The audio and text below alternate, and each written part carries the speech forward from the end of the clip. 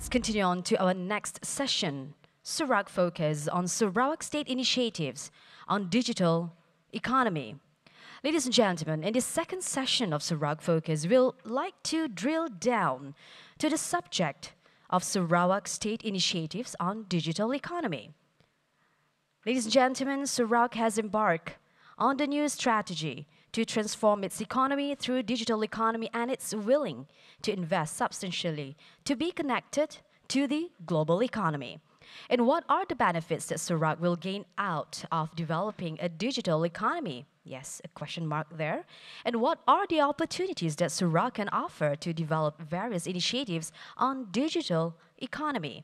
So for this session, ladies and gentlemen, first we'd like to invite our distinguished panelists, yang berbahagia, Dr. Sabariah Putit, who is the Deputy State Secretary for Performance and Service Delivery Transformation Sarawak, and also accompanied by Mr. Jeffrey Lowe, our distinguished engineer and Chief Architect of Cisco System Inc. of United States on stage. And also, the panel discussion, ladies and gentlemen, will be moderated by Mr. Kamarul Bahrin Haron, the Deputy Editor-in-Chief Astro Awani Malaysia. Dengan segala hormatnya dipersilakan our distinguished panelists and also moderator to please first be on stage.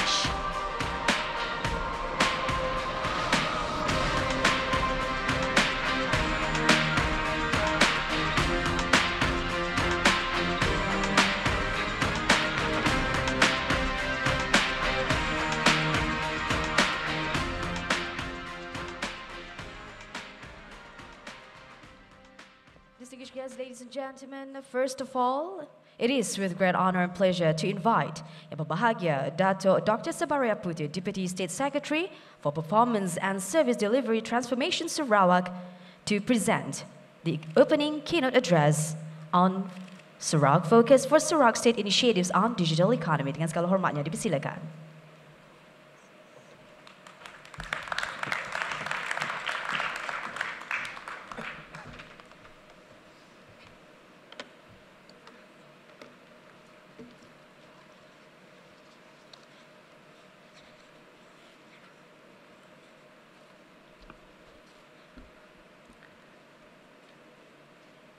Bismillahirrahmanirrahim. Assalamualaikum and very good morning to all of you. Ladies and gentlemen, how should I begin? When I see the, the theme of this conference is disruptive change, impact and challenges. Ladies and gentlemen, today, in fact, it is really disrupting me. For very reason, I have 24 hours to prepare for this presentation. Bear with me, though. I must apologize on behalf of the State Secretary, who has to fly to Brunei for a very important bilateral meeting with the Chief Minister. Right. And I believe this very morning as well, all of you has been given a very good perspective by the Honourable Datu Amar Orang Tengah Ali Hassan, the Deputy Chief Minister, who is also the Minister of Industrial and Entrepreneurial Development, who has given a very positive and investment possibilities and opportunities in the state. In fact, ladies and gentlemen, I would like first and foremost to express my gratitude and welcome to the WIEF Foundation, who in fact, if I say that the WIEF Foundation invited me, that's not right. Maybe I would say it's the State Secretary who invited me to represent him this morning. Yeah? But I must say the WIEF Foundation has come a long way. And this is the best opportunity for the Sarawak government, in fact, to showcase the very own potential and possibilities in the state, more so when I'm here to share with you what digital economy is going to be for the Sarawak government and Sarawak in particular. I'm here as well, I believe, I've run the 2 days going around and seeing and meeting some of the participants. I must say I'm very glad to meet many of them, and I believe many of you here who come from overseas, this is your first time, and I hope this is not going to be your first time. It is going to be more times for you to come around to Sarawak, and of course, with the digital innovations that we are going to have throughout the world, the more we are going to showcase Sarawak to the rest of the world.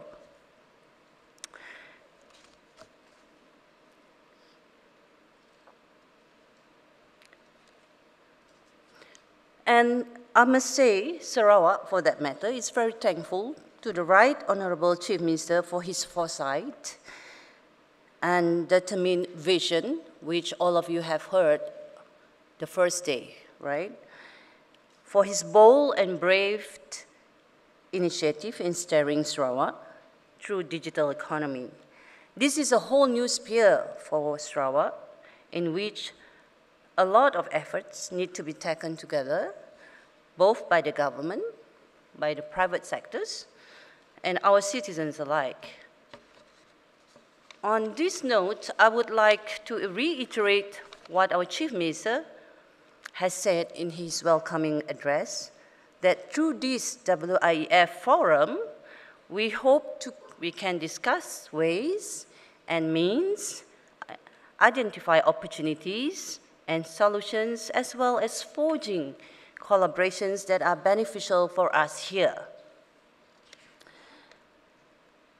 Ladies and gentlemen, let me take you to this journey, the journey that we wish to embark as one of the states in Malaysia, and on the very heart of Borneo.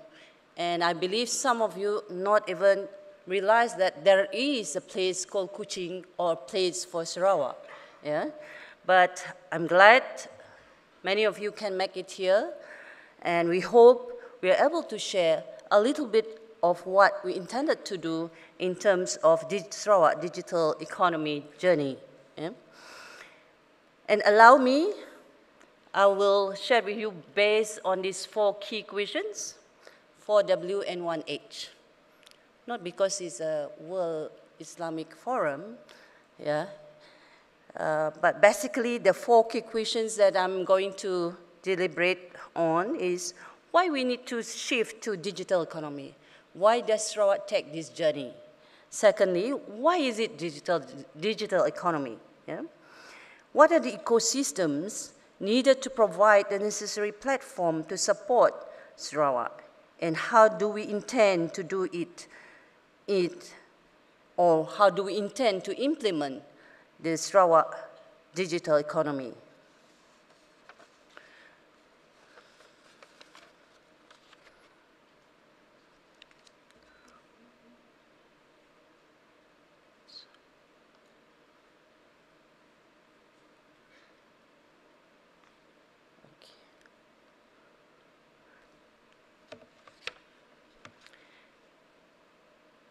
The Sarawak economy in recent years has been growing about 4% per annum, and the challenge is to push that growth to 6.5% per annum for us to achieve high income.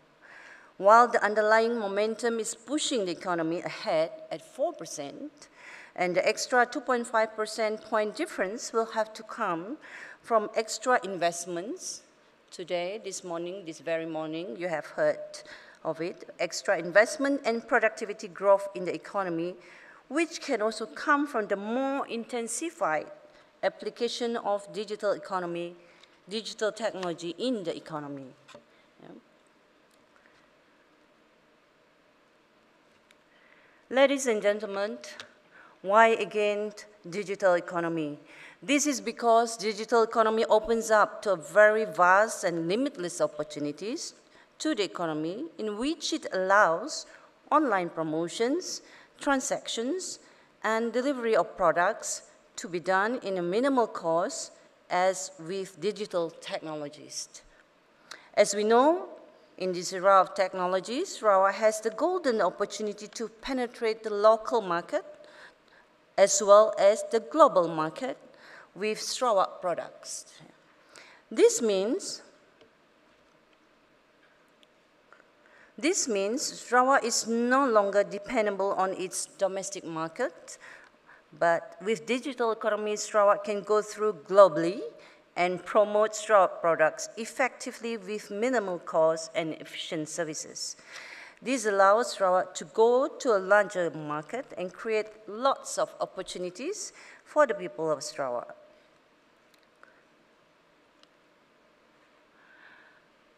This is some of the strengths that Sarawak has. Yeah? Sarawak people, like our Deputy Chief Minister was saying earlier, this is our strength. Unity in diversity, we have 27 ethnic groups living peace in harmony. Yeah. Yesterday or 2 days ago, you were showcased the products live, yeah, the crafts that we have, the beads, the crafts. These are just some of the examples that I can share with you, yeah, which I took earlier because you are able to see it in the foyer, yeah, at level 1, some of the products. Yeah. Our biodiversity, our national parks, which has been mentioned much earlier. And I believe Sarawak has long been a model state for its peace and harmony. This stability has been the foundation in developing the state. Yeah, there is also a huge potential, which I have just mentioned, to explore Sarawak arts, crafts, culture, and heritage. Yeah. Sarawak is endowed with vast natural resources, which I don't have to say it deliberately further. It has been mentioned many times in other, by the Deputy Chief Minister and the other speakers, as well as the national parks and wildlife sanctuaries and affordable source of energy, which yesterday you were being shared by the Sarawak Energy. Through technological and digital advancement, these potential opportunities will be explored to create values and innovative products that will generate and diversify our source of income.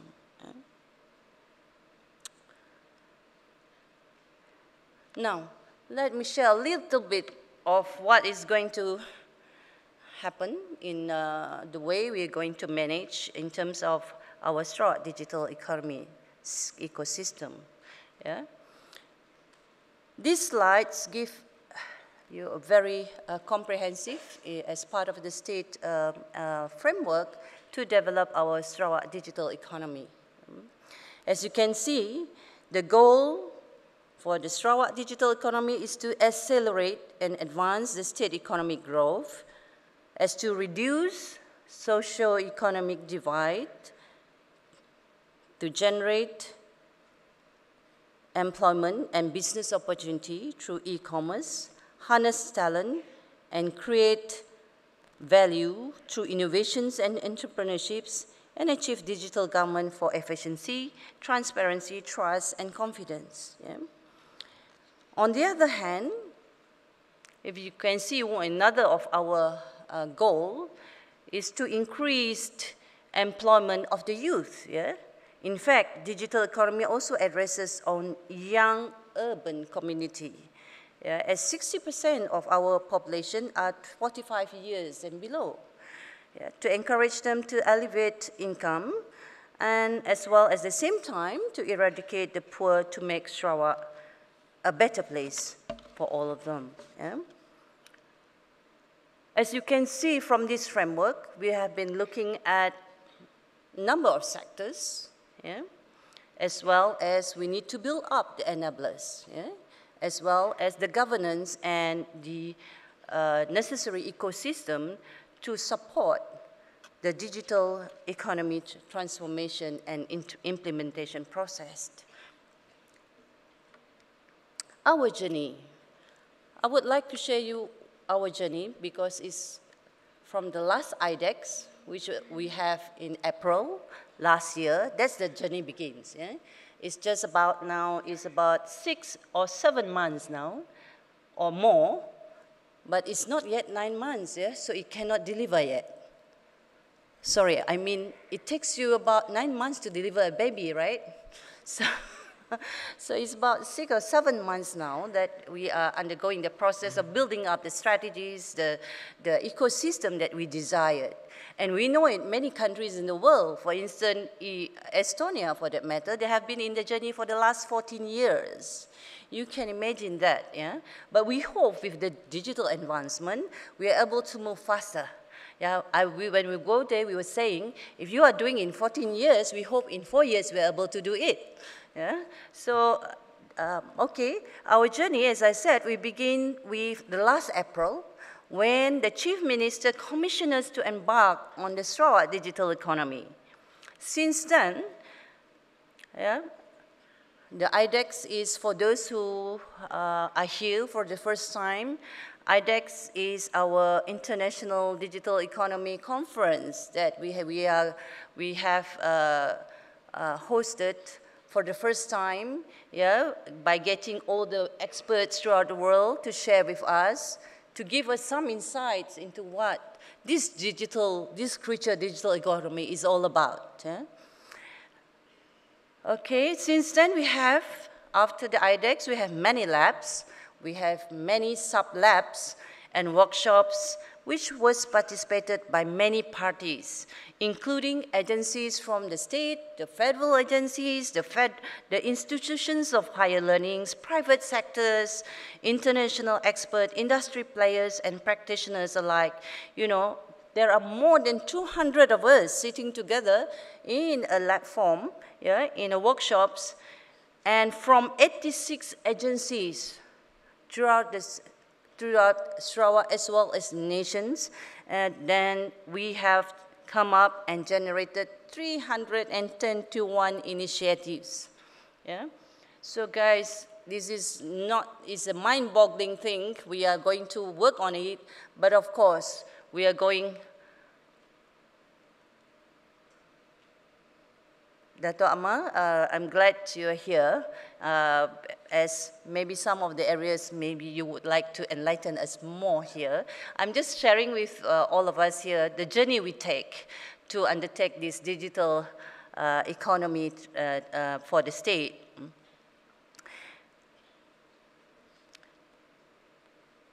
As you can see from the journey itself as well, yeah, the many labs that we have, the sub-labs, we come up with a report, and we have done engagement with the private sectors as well. And of course, the Chief Minister would like it to be launched next month. 13th of December we're going to launch the state digital economy strategy document. Yeah, we don't call it a blueprint. Why we don't call it blueprint? It looks like, you know, you're not going to revisit it that fast. But we know very well, whatever we crafted, whatever we thought at this point in time, so to speak, with the disruptive change that caused by digital innovations, we might have to revisit our strategy in the very short period of time. So that's why we feel that it's best to call it digital strategy document that can be improved, that can be changed, that can be disrupted. Yeah? Right. Through our labs exercise, we have developed both the economic sectors that we feel that we can embark on, as well as the enablers that need to be developed and generated, that are needed to enhance and also ensure the successful implementation and execution of the digital economy for Sarawak. There are 17 focus areas, which includes the economic sectors and enablers, as I have mentioned. The economic sectors that we thought it could be the most potential, that have a lot of potential, is our tourism industry. Tourism, our agriculture, manufacturing, e-commerce, digital government, digital health, and smart city. While the enablers, which we believe that which is the landscape that will provide the necessary ecosystem for the economic sectors, includes the digital infrastructure, digital skills, research and development, digital innovation and entrepreneurship, digital and data, and cybersecurity. Of course, digital inclusivity will become the order of the day, because if we could not get everybody on board, we might not be so successful in the journey that we take in our digital economy transformation. Let me share with you a little bit on some of the areas, because it's going to take me maybe, Kamarul, another 3-4 hours if I were to explore into the digital strategy document that we have come up with. Yeah, but I'll share some sectors. For instance, yeah, these are the, sectors that we're going to embark on, maybe on a pilot scale, or some areas maybe we will look into possibilities that we can work with private sectors, because it's going to be private sectors driven, as well as the public sector, private sector, as well as the other communities, yeah, that will be participating in this Sarawak digital economy. Yeah. For instance, in tourism, okay, earlier our Deputy Chief Minister has sold pretty well, as I said, the Honourable Datu Awang Tengah, yeah? You have sold Sarawak pretty well. And I believe that, you know, I don't have to speak more on this, yeah? As you can see, to improve the conventional, this is the gap that we have. We have to improve the conventional ways of promoting Sarawak.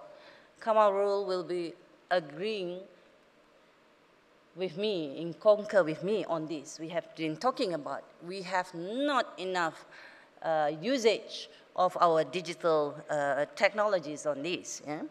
To improve the conventional ways of promoting Sarawak in the eyes of the world by doing it via digital media. Yeah? But today, of course, you are here, and we hope this kind of exposure, this kind of promotion will be undertaken by the state in a more rigorous and aggressive manner after this. Yeah? As well as creating supportive environment for the product and services, and also the service providers, yeah, to enhance their businesses and to enhance tourist experience so that they will enjoy their stay here in Sarawak. Yeah, if I can have my time and get to know more of our participants, I would like to ask the same thing. What 3 things they think that we are lacking? But when you touch down from the airport and you meet our secretariat, you must have noticed, what do we really lack here? You know, is it the promotion? Is it the infrastructure? Is it what? The facilities? Yeah, that will be a good input for us. Yeah. Next is agriculture, for instance. Yeah. The main purpose of this area is to integrate the traditional ways and digital ways to provide accurate, comprehensive, and latest data in digital form, and also to increase competitiveness and output in the commercial production of primary agriculture produce. This area also establishes efficient distribution system for agriculture products, and also to develop new market and to expand existing market. What you call synonymously call as smart farming or precision farming. Yeah? Another potential that we can see is our digital health. Yeah? Via digital economy, the Sarawak government will provide world-class healthcare services. That's what we aimed. At the same time, to save time and energy. You know very well the remoteness we have in Sarawak. Yeah, we have a very small population. We have 5,000 clusters of villages, sparsely or scattered throughout the state. Yeah? So we need to reach out in terms of our services, more so in terms of healthcare. Sarawak state government will also will safeguard the health of people living, staying, and working in Sarawak. By one of the initiatives is to establish foreign workers' health screening and health status monitoring system. Sarawak government will also improve the accessibility and the level of medical and health services in rural and remote Sarawak.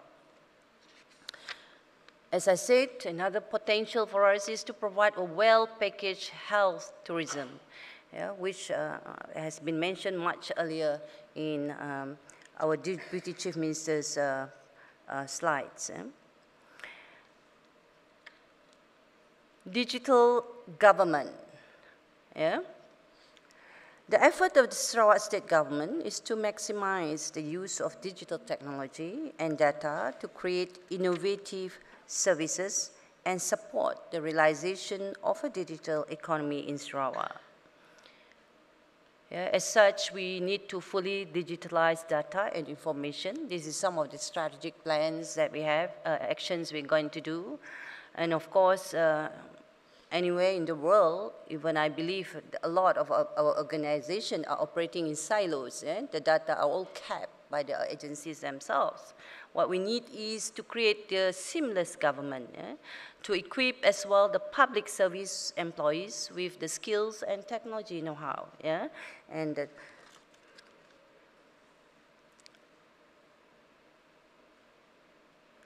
let me share a little bit on the enablers. Digital infrastructure. We may have the ambition, but if we don't have the right level of connectivity, we may fail as well. Digital infrastructure is the backbone to build a successful digital economy. These key attributes are taken into hand: coverage and high-speed broadband, reliability and competitive and at affordable price. Just a little bit of insights into this. To catch up with the digital economy, we know that Sarawak needs a world-class ICT infrastructure. At the moment, Sarawak has a basic ICT infrastructure which is decent enough. Well, if you compare to the rest of the nation, I would say we have to be at this point in time, but we would love to be better or at a very minimum level playing field with the rest of the nation, which is decent enough for personal use and only on selected spots, but not good enough on which to build the future of Sarawak digital economy. Broadband coverage in Sarawak is only 51.8% household. Among the populated areas, broadband coverage is 72.1% with blind spots. This means there's no coverage for lowly populated areas. The average wired network speed for Sarawak is estimated at 4 megabit per second per household. This is nearly 7 times lower than South Korea with a network speed of 29 megabit per second per household. According to the World Network Audit Organization. Okay. So what is our strategic actions? We need to improve broadband coverage, speed and reliability, optimize utilization of existing or new telecommunication and network infrastructure. Next, I would touch on legislation and governance. Sarawak digital economy governance, or institutional governance. The Sarawak government has established the Sarawak Multimedia Authority to regulate the development of ICT infrastructure and digital economy utilizations. Among its role, The Sarawak government has decided to set up SMA under the SMA or Sarawak Multimedia Authority Ordinance 2017, which has just been approved by the Cabinet. Yeah. The Sarawak Multimedia Authority, or SMA, is headed by the Chief Minister himself as the chairman, and he is assisted by other members of the board. Yeah. The roles of the board of directors include to advise the Sarawak government on matters relating to the state policy objectives for communications and multimedia activities. Secondly, to implement and enforce the provision of state laws relating to communications and multimedia. And finally, to consider and recommend reforms to state laws relating to communications and multimedia. The SMA also has the power to appoint committees and persons as well as incorporated companies, joint ventures, etc., to related activities for the purpose of fulfilling its role. In line with this, the SMA shall incorporate the Sarawak Digital Economy Corporation, which is called SDEC, yeah, as a Sarawak government-owned agency whose job is to implement the development of the communication and multimedia activities in Sarawak.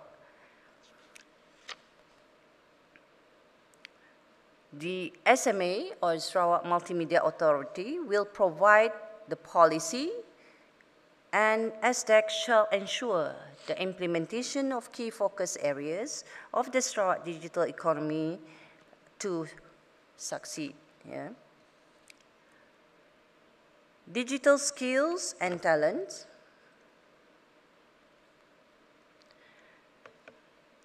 This area focuses on three main pillars, yeah, which are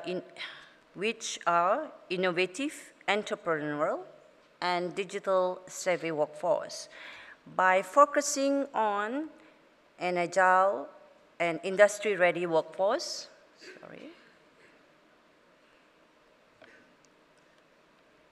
enhancing graduate employability, and developing talent to kickstart the digital economy. In such a manner, we need to strengthen our education system, yeah, by creating the talent pipeline and improving the education system through emphasis on STEM, TVET, as well as culture of innovation and creativity and digital-ready community. This will increase the digital absorption and adoption and online participation rates of the community.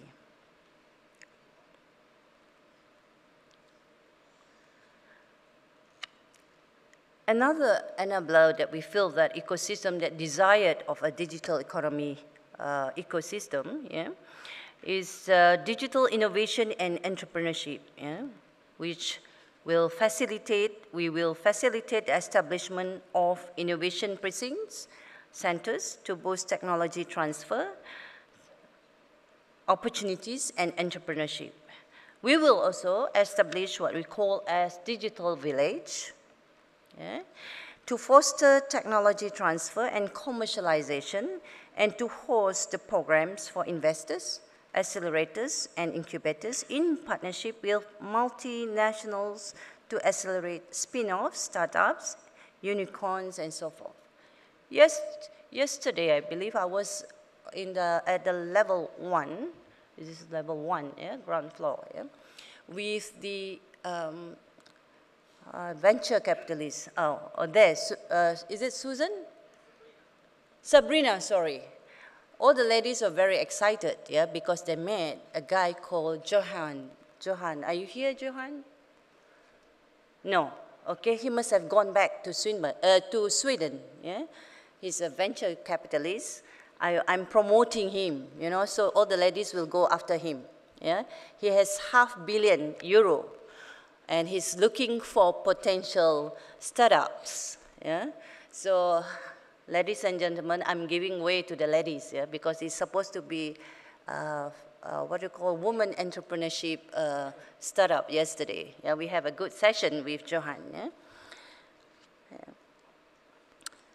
Right, research and development. We feel that, you know, without research and development, yeah, we will not be very productive in some areas that need to be taken to a different levels of value creation. Yeah? There's a need to develop what you call a center of excellence, which is regarded as an organization recognizing to carry out outstanding endeavors on matters related to the new inventions, yeah, novel practices, and innovative processes. Our COE in this respect serves as a one-stop center that consists of a group of experts with different research clusters and expertise that share a common platform in providing digital leadership, in providing distinguished leadership, exceptional research and support, as well as professional advice, consultancy, and training on the areas that are related to Sarawak aspiration towards digital economy, such as big data, Internet of Things, cybersecurity, and so forth. Yeah. Finally, I'm coming to the end. Yes. I don't interject, powerful ladies, but I'm sure you can't wait to introduce Jeffrey. Yeah. Jeffrey. He's one guy who come all the way, a Sarawakian, who come all the way giving us a helping hand. There's a lot of Sarawakian diaspora around. Finally, as I said, last but not least, is our digital inclusion, yeah, which I believe is a very important thing, is the order of the day for this digital economy transformation.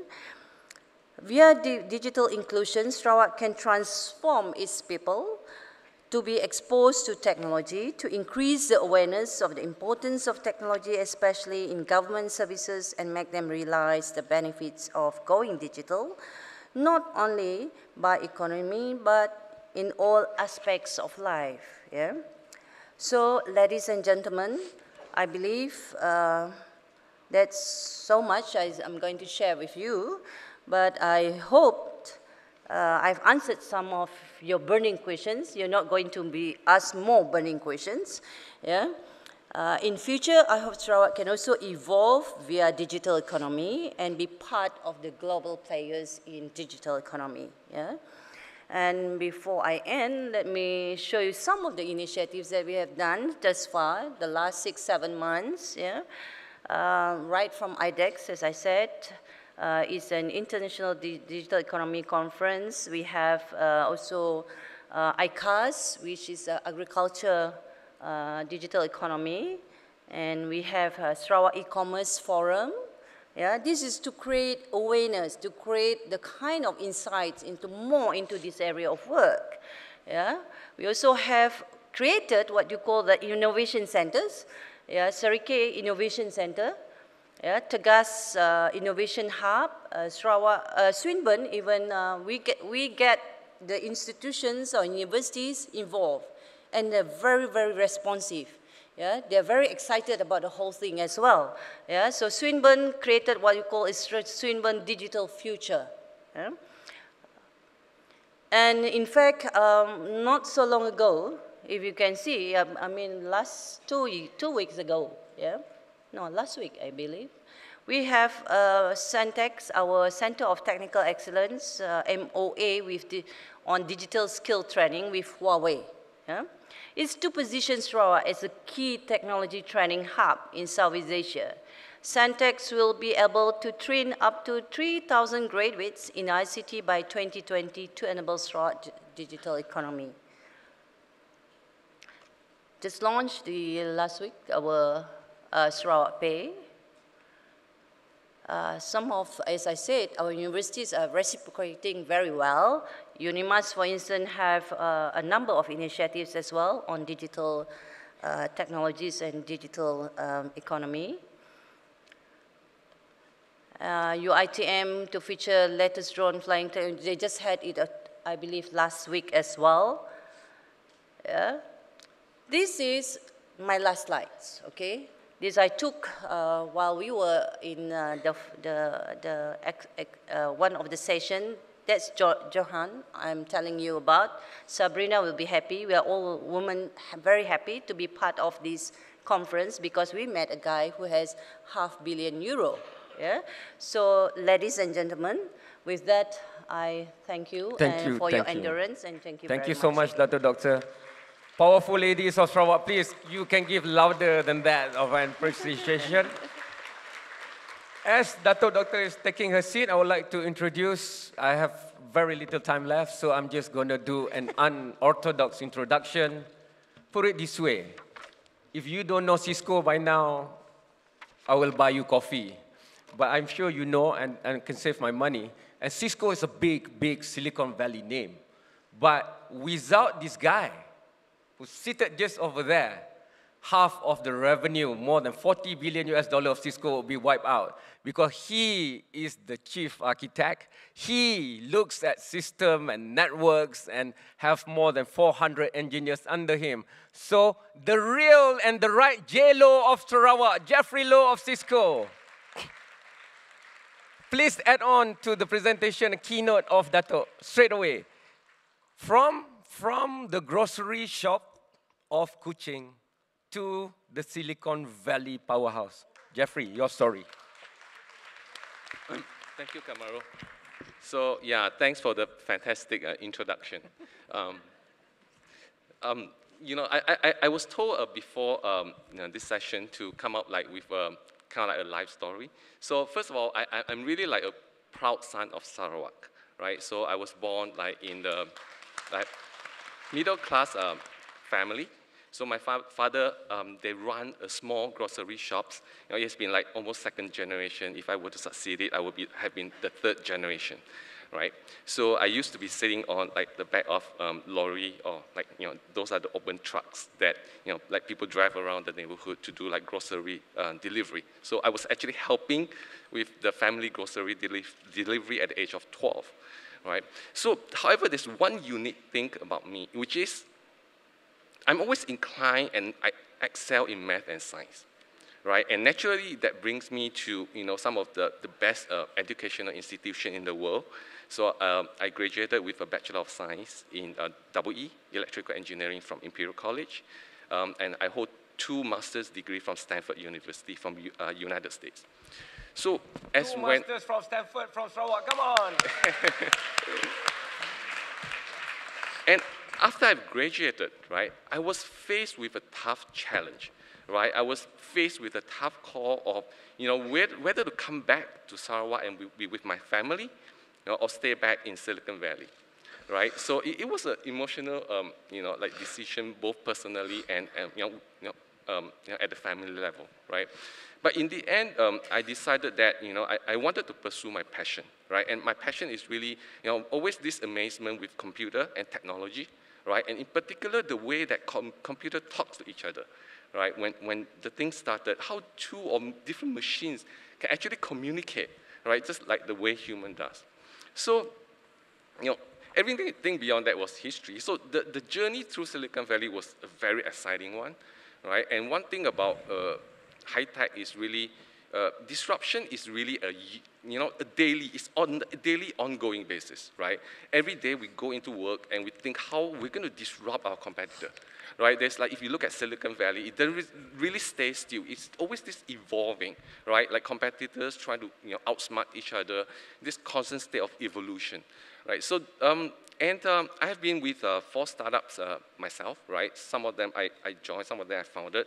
Well, and, you know, believe me, startup is not easy, and it's not always successful, right? So 2 of them flops, 2 of them, you know, they were acquired. So the last one that I was involved in, so, you know, we have a small team of engineers, about a couple of us. Before that, we actually was at Juniper Networks, right? So if you know, Juniper Network at that time was, you know, it was the state of the art in terms of, you know, delivering and productizing, you know, internet core router. So we built like really huge network and routing and switching platforms, right? So the largest platform that I've built, you know, it has a forwarding capacity of 24 terabits per second, right, through that platform. Now, just to give you a sense of, you know, how big that is.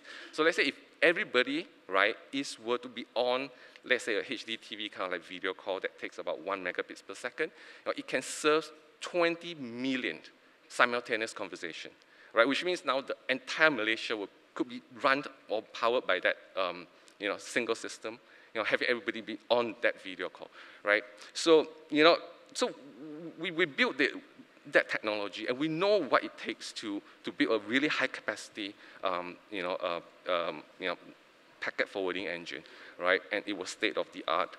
So the next thing is we wanted to do something different. So that's when we saw the opportunity, right? At that time, the iOS, which is the networking software in Cisco Enterprise, it has a certain characteristic. Number one is monolithic, right? And is based on, for you guys who are quite inclined in technology, right?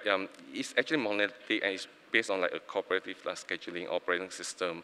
It runs like really, really custom device drivers, which implies a few things, right? If the system fail or the network fail, there's no fallback, right? And it's easy to fail. When it fails, in a very, very intrusive manner, right? So which is not really what a lot of our customers require, both in the enterprise space as well as the service provider space, which is they want 999. 999 means you have like less than 0.1% chance of failing, right, at any one time.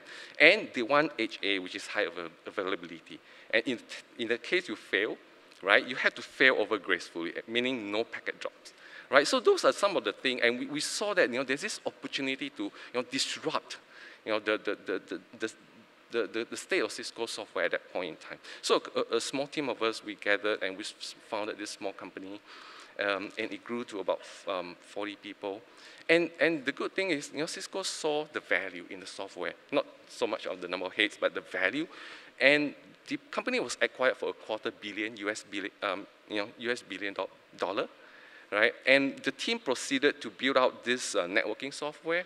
And due to the simplicity of how you enable it on additional platforms down the road, right? Today, this software now powers the entire Cisco enterprise portfolio. Like Kamarul was saying, that amounts to tens of billions of dollars per year, right? And now looking back, right? So looking back at what Sarawak is trying to do, it resonates a lot with me, right? Particularly from two angles, right? One is the fact that Sarawak has so much potential, right, in its economy, in its supply chain, delivery chain, and that it's not well. It hasn't taken the advantage of technology to help it promote, expand its customer reach, make it more efficient, which is why I think the immediate adoption of technology in this area, would definitely give it a boost, right, from the economy standpoint. And more importantly, what I see going forward beyond that is for the next generation Sarawakian to be the master of technology, builder of technology, and the inventor of technology, right? Because that's when you can really drive it going forward. So it's glad to be seeing Sarawak embarking on this journey, right? And like if I were to be graduating like this time, right, in this era, I'm sure I would have a lot more options open to me, right? And yeah, so and certainly, and the fact is that, due to the maturity of the internet, right, and youngsters today do have a lot more options as well compared to the day when I was having to make that tough decision. Jeffrey, so congratulations, Sarawak. You are my superhero for Sarawak, isn't he? Thank you, thank you. I want to get popular opinion here. Decorum dictates that I stop here. Who wants to ask question to these two great Sarawakian? Please make noise so that the organizer will give me a few bit more minutes. You don't want? You want? I can't hear you. Please go to the mic right now. I'm living on borrowed time. They're going to kill me. Please, yes.